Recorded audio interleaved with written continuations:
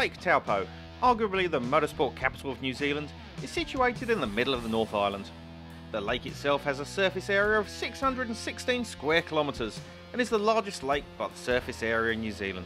The afternoon before race day, the Epic Event team treated the sponsors and supporters to a bit of Taupo hospitality with a trip on the Chris Jolly Outdoors cruise. Trout fishing, clay pigeon shooting and some awesome food got everyone in the mood for a great day's racing to follow. Nick from Epic Events runs the show, and Fraser caught up with him and a few of the main contenders prior to the start of the race. Here we are with Nick Reader, the creator and organiser of the Leatt 4-hour. Nick, this is your second year running this event. Tell us a bit about it.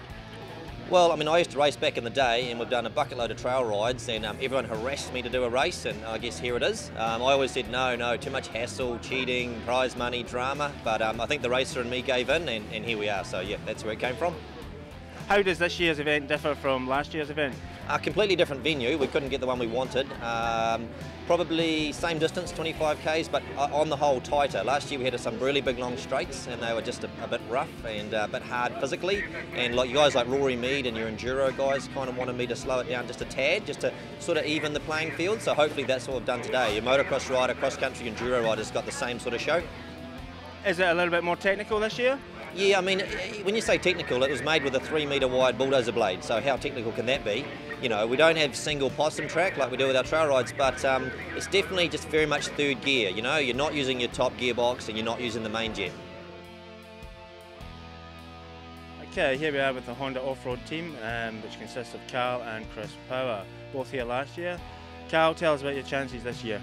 Hopefully they're going to be good this year, Fraser. Just rain's coming down, so it's looking like a pretty nice day out there, and I hope we'll just be up the front, top 3 start, and take it from there. Which bike are you guys riding this year? We're riding the 010 CRF 450 motocross bike, so it's lots of power and it'll be good in the bush too.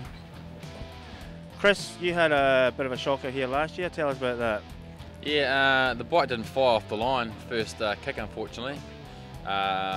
Nor did it fire second kick or third, and I was off the line almost dead last. Passed about 120 riders the first lap, and but by then the front guys already got a big gap on me. Starting again this year, unfortunately, we drew the short straw, and but with the new 010 and the new mapping and all that jazz, hope it's going to fire up within a few kicks, and like Carl was saying, if we got a top 10 start, then I think we've got a chance with it.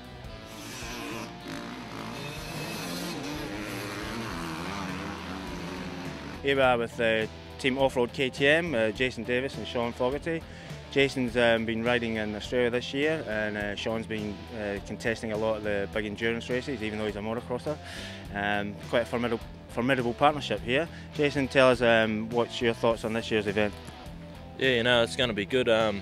Obviously it's going to be wet, so that's going to play a big part in it. It's just getting the start, clean start, and just getting away and just not getting caught up in lap traffic, and just keep the laps coming in, and at the end it should pay off. Sean, this is another big endurance race for you. What's made you switch over from the motocross? Yeah, it's been pretty quiet on the moto scene, so yeah, just get the brand out there, get KTM out there, and yeah, so, support the sponsors, and yeah, it's been real good. It's been good for the focus and concentration, so yeah, it's been good. You had a bit of a top result at the T100. Is that giving you a bit more of a taste for the longer endurance events? Yeah, no, it was good. It was a good event. The track was awesome there, and yeah, also the cross country series I did was real awesome. So, no, it's good. Any particular factors out here today, Jason, you think might work in your advantage? KTM 530. Okay, here we are with last year's winner, Nick Saunders, Kawasaki rider.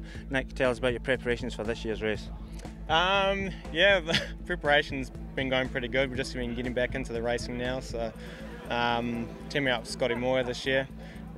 Reese from last year, who I did it with, we ended up winning it last year, but he's unfortunately he's hurt at the moment, so got Scotty on the cards, so should be good. Yeah. What bike are you riding this year? KX 450. Yeah, so a bit more power this year, so which will be good because I had a bit of a walk around and it's pretty fast and flying, and definitely got plenty of grunt behind me. So because we did it on 250 last year.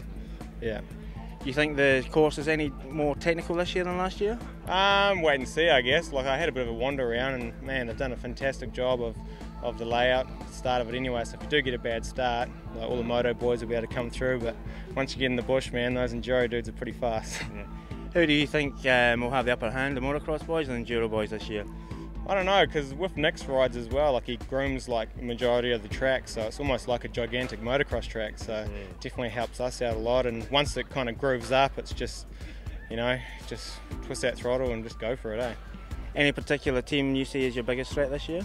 There's quite a few boys, you know, got Adrian Smith and was it Adrian and Rory? Yeah, they'll be definitely fast, and obviously KTM boys, Fogarty and that. So I don't know, these things you just got to play it, you know, one lap at a time. You can't win the race in the first lap, but you can definitely lose it. Yeah. So no special tricks up your sleeve that we don't know about? Nah, just get that green bike to the front and stay clean. That's what I want to do. Awesome, thanks Nick. Here we are with two of Suzuki's fastest riders, Daryl Hudley and Brad Grimbridge. Daryl, tell me about the race today. What are you going to be doing? I'm going to get Brad to start, and then after 2 hours, if it's still raining, he's going to carry on. Now Brad, obviously you've been picked for the Motocross the Nations team. Is this more of a training exercise for you? Yeah, it's more of a training exercise, but I'm still going out there to try and do good for sure. Obviously you two guys are moto guys. Do you think that's going to be an advantage or a disadvantage today? It's probably going to be more of an advantage rather than being a trail rider. I've been out and walked some of the track, and it's probably more motocrossy rather than tight technical bush stuff, so should be good. Do you think the weather's going to be a factor, Daryl? I don't think so. I think if it was in Taranaki, it definitely would be, but this sort of soil soaks it up, so it'll be. I think it's still going to be alright for the day, actually. So. Now, is this your first major race back after your injury last year? Yeah, pretty much. It's more like just an initiation to get back into riding again, I think. So I still want to do good. Like Brad's going to start out, and then if we're doing good, then obviously I'll try and uphold my end of the bargain and see if I can come through. And yeah, but we'll see how things go, I guess, after the first 2 laps. With over 250 bikes and riders lined up ready to do battle, the dead engine start turns silence into an almighty roar as the bikes jump off the line.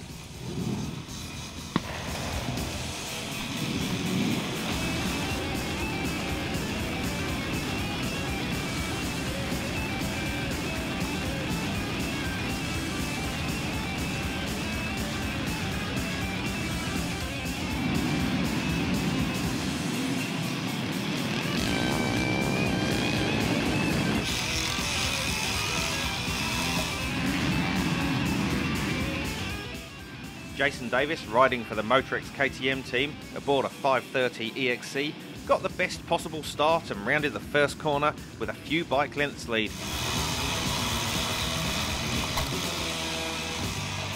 Then it's a plethora of top riders and those who are start masters weaving through the open 2 kilometre of grass track, moto style terrain before shooting into the bush.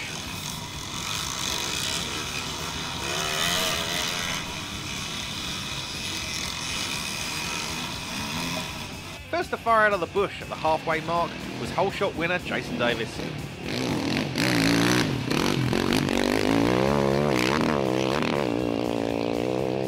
He'd built up a good 40-second lead over the rest of the field and put the KTM team in a good position early on in the race.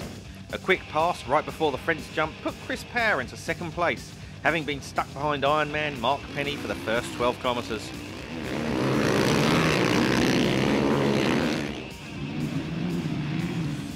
He then put on a charge and caught Davis by the end of the first lap.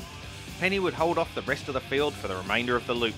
Behind Penny there's a freight train of riders, which included Team Suzuki with Brad Grimbridge at the helm. As the numbers started rolling through, riders like Team Yamaha consisting of Rory Mead and Adrian Smith, last year's winner Nick Saunders, who has partnered with Scotty Meyer on a KX450F, and even Enduro hardman Sean Clark had put himself into a good position early on in the long 4-hour race.